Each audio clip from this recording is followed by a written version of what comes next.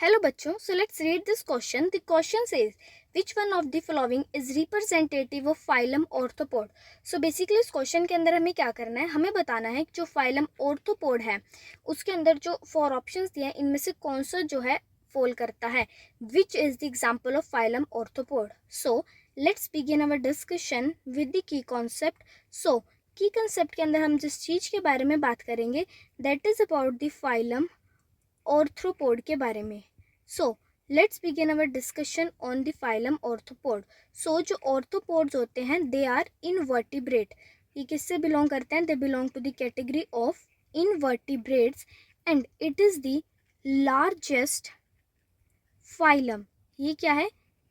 Largest phylum है and it compromise the 2/3 of species on earth. It contain the 2/3 species on earth.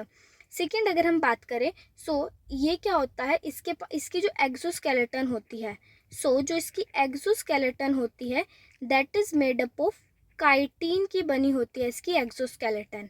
And इसकी जो body होती है that is divided into the 3 parts.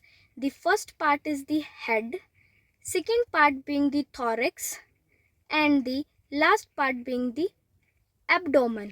So in 3 parts में जो है इसकी बॉडी जो है डिवाइड होती है.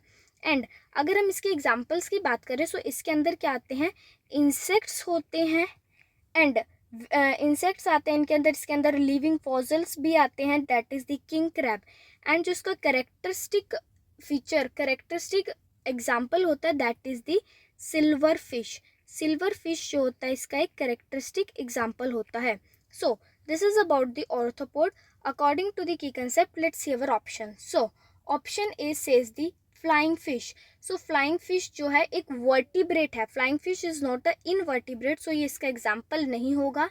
B says the cuttlefish. So cuttlefish क्या है? मोलेसिस से बिलोंग करते हैं, मोलेस्का है, सो ये भी आंसर नहीं होगा. C says the silverfish. So yes, this is the answer that we have discussed in our key concept as well. But before coming to the conclusion, let's see the last option as well. That is the puffer fish. So puffer fish क्या है? एक bony fish है. So ये भी इसके example नहीं होगा. So we were left with the option number C only. Therefore, for this question, option C gives us the correct answer. So we have proven our solution with the help of key concept as well. I hope you understood it well. All the best. Thank you.